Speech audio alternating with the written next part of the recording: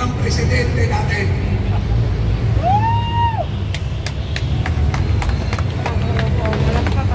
Alam ko, sa puso nyo, sumisigaw din kayo at nahihiya din kayo sa mga nangyayari rito.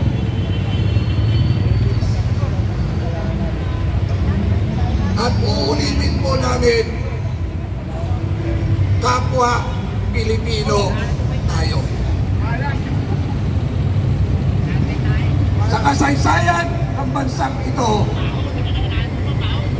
ang kalaban ng Pilipino ay kapwa Pilipino. Iilan lang yan. Saksi naman kayo sa kaganapan nung paghuli ng ating Presidente Duterte. Alam nyo kung anong karapatan niya ang nalabag. Pero alam nyo ba, akala ng gobyernong ito, ng administrasyong ito, dahil hindi tayo kumikibo, hindi kayo kumikibo, akala nila tama ang ginagawa nila.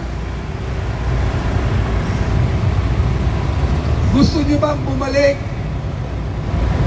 na mas mababa ang kredibilidad ng ating kapulisan? Kaya angat tayo yan. Marami na kayo, ay pamilya nyo, na kayo ay membro ng ating kapulisan. Ngayon,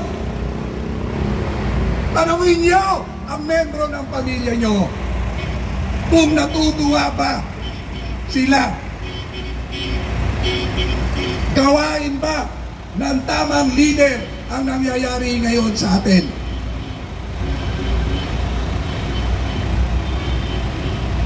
Kung sino ang tunay na nagmahal, lumaban sa kasamaan, dalawang uri lang ang masama, ang nagpapasama sa bansang ito. Mga politiko at mga mayayamang oligarkong negosyante.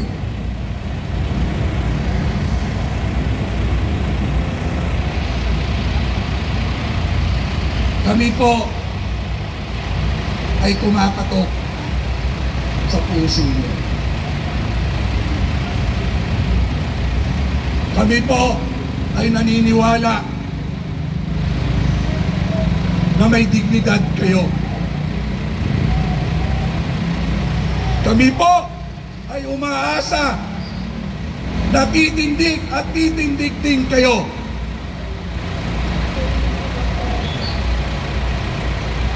Mabuhay kayong mga kapulisan.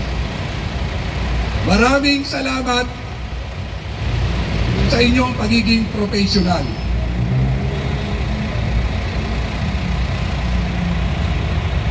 Pero kailangan kayo ng mga ordinaryong mamamayan.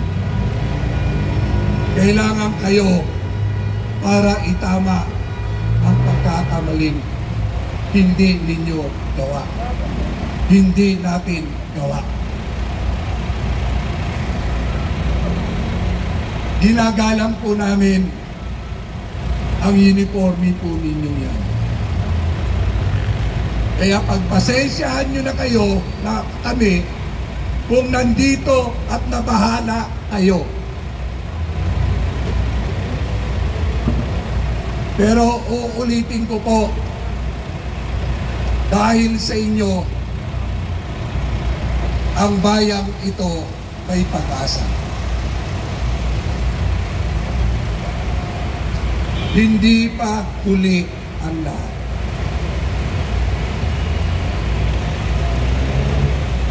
Nasasaktan din kayo sa mga utos sa inyo.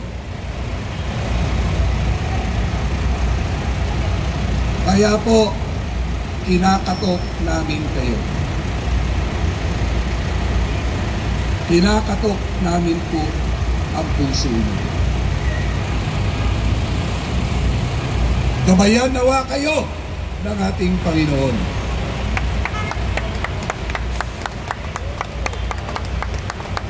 Ulitin namin, Salamat sa paglilingkod ninyo. Pero ang pakiusap namin, tumayo naman kayo sa tama. Tumayo naman kayo sa taong bayan. Yes! Amen! Mabuhay ang Pilipinas! Mabuhay! Mabuhay ang Presidente Duterte! Mabuhay! Mabuhay ang ating kapulisan! Mabuhay! Duterte! Duterte! Duterte! Duterte! Duterte! Huwag po Duterte! kayong magpagamit sa kasamaan.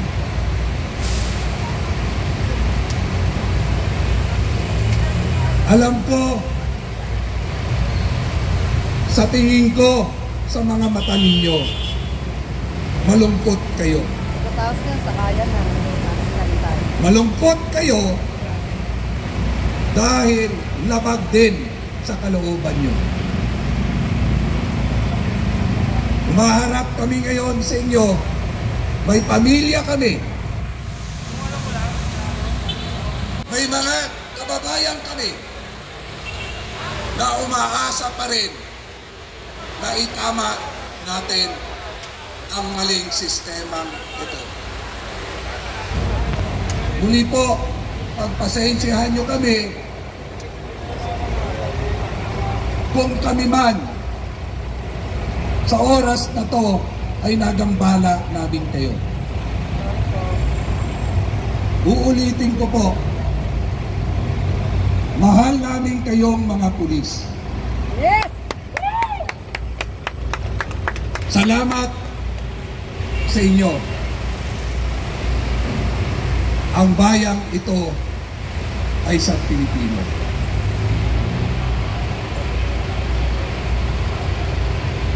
Kaya, hindi kami nawawalan ng pag-asa. Nasasama din kayo sa pagtindig sa tama. I-report ninyo sa officers ninyo na ngayon lang nagkaroon kayo ng kaharap na hindi kayo minumura. Ngayon lang kayo may nakaharap na masama ang loob pero ginagalang pa rin kayo. Yes! Pagpasensyahan nyo kami, nagpapahayag lang kami ng aming karapatan at para sa bayan. Mabuhay ang Pilipinas! Mabuhay! Mabuhay ang Pilipino! Mabuhay! Mabuhay! Duterte pa din! Mabuhay! Duterte pa rin! Ang tunay na nagmahal sa Pilipinas! Muli po, kami tumitingin sa mata at sa mata niyo po.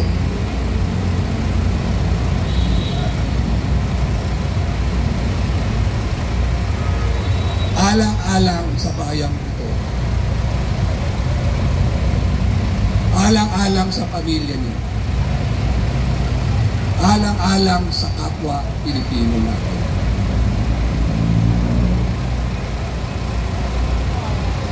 Salamat.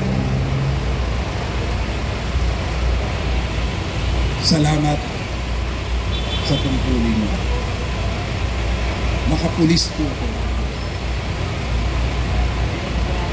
Nagpapa-implement din po ako ng batas. Itong kaharap nyo, mga volunteer po ito ng anti-crime.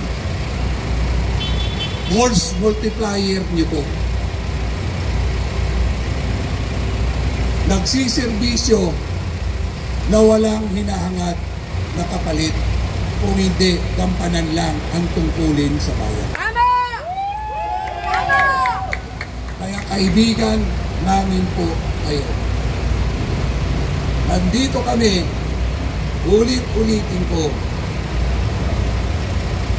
para katukin ang puso. Hindi kayo ang kalaban ng bayang ito. Ang kalaban ng bayang ito, yung pinoproteksyonan nyo. Ang kalaban ng mga mahihirap na tao, yung nakatira na pinoproteksyonan nyo.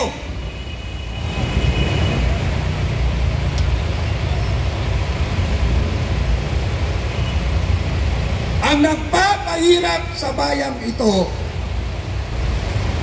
ang mga politikong gahaman, politikong adik. Adik din sa pera.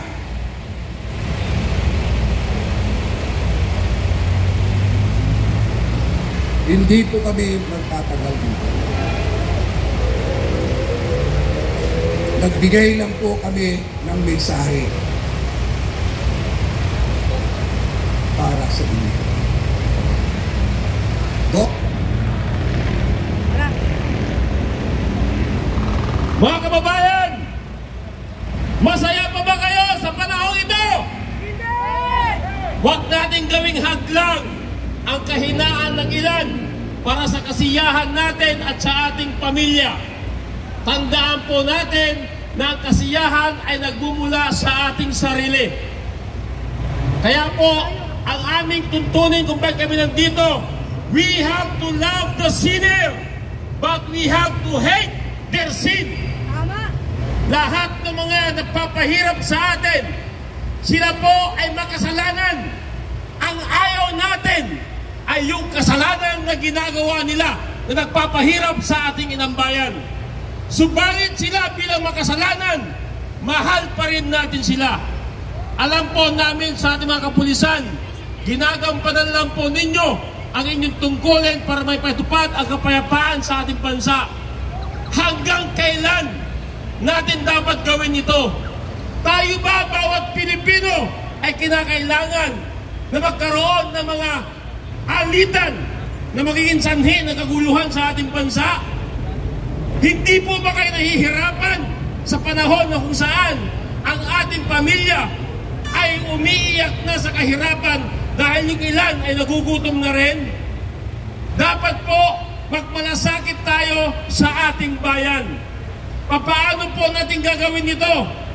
Ang paraan po na magpapalasakit sa ating bayan, ano po ba ang tama para sa lahat? Hindi po importante kung kayo ang tama, kami ang tama o sila ang tama.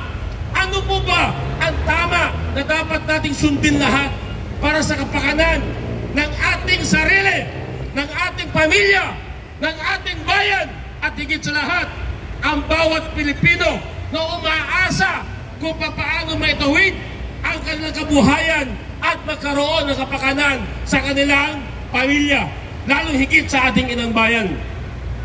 Maraming salamat po sa oras na nilaan ninyo.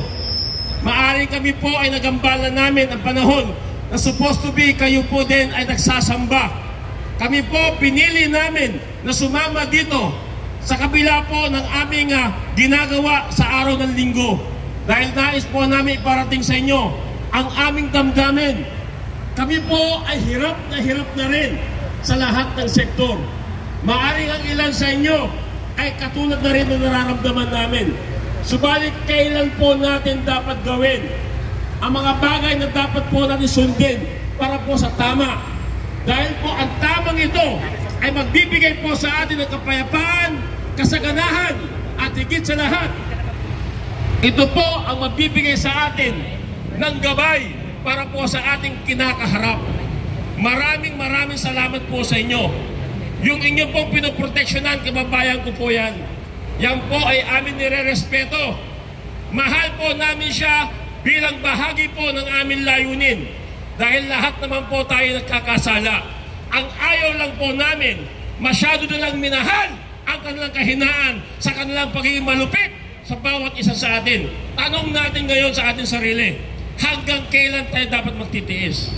Kinakailangan po natin magkaisa sa layunin na dapat natin may patupad ang tama para sa Pilipino dahil hindi po nani-deserve na maghirap ng katulad na ngayon.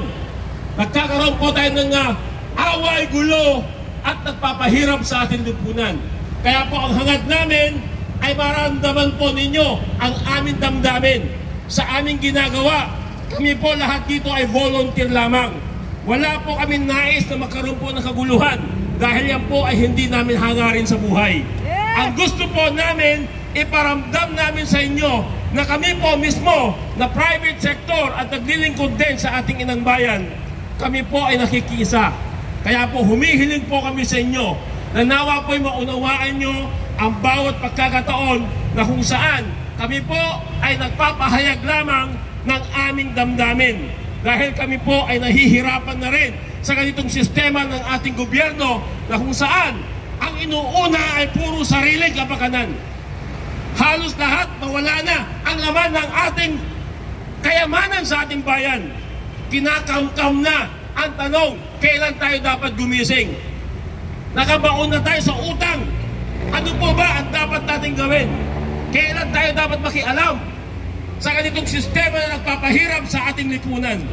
Maraming salamat po sa inyo at ang nais po namin ay maghatid lamang ng aming damdamin. Salamat po sa inyong pakikinig at nawa po ay makarating sa taong ating pinoproteksyonan para po sa ating pagkakaisa. Muli, magandang umaga at mabuhay ang mga Pilipino! Mabuhay ang ating bansang Pilipinas! Mabuhay si Tatay Digong! Bring him home! Bring him home! Bring him home! Bring him home! Bring him home! Maraming salamat po. Tatapusin po natin ang ating pong pagpapahayag sa isang panalangin. Dakilang Ama, nandito po kami ngayon sa harapan ng palasyong ibinigay mo para sa bayang ito. Kaharap po namin, Ama, ang aming mga kapulisan na sadyang ito po ay itinakda mo na sila ang magiging pacemaker sa bayang ito. Sabi niyo nga po, Ama, mapalad ang pacemaker dahil ipinagpapala po ito. Huwag niyo po sanang pabayaan ang mga kapulisan namin ito, Ama, na magamit laban sa kapwa niyang Pilipino. Walang imposible sa iyo, Ama. Ang mga lahat ng pangyayaring ito ay meron kayong mensahe sa amin. Kami ay ipinagpala mo rin dahil binigyan mo kami ng lakas loob para tumayo sa bayang ibinigay mo sa amin. Ama, maghari nawa ang kapayapaan. Maghari nawa ang pagmamahal at pagmamalasakit. Kaya Ama, sa oras na to, ang himala ay nasa iyo. Ang bayang ito ay para sa Pilipinas. Patawarin nawa kami sa aming pagkukulang sa bayang ito at sa aming mga kababayan. Muli, ang bayang ito ay dapat ipaglaban. Paglinawin mo po ang Pilipino. Paglinawin niyo po ang may kapangyarihan. Makita po sana nila ang mga kapuspalat nating kababayan na nangangailangan ng serbisyo ng gobyernong ito. Nandito po kami hindi para maghimagsik. Nandito po kami hindi para manggulo. Nandito po kami para ipaalala ang tungkulin ng bawat isa sa amin.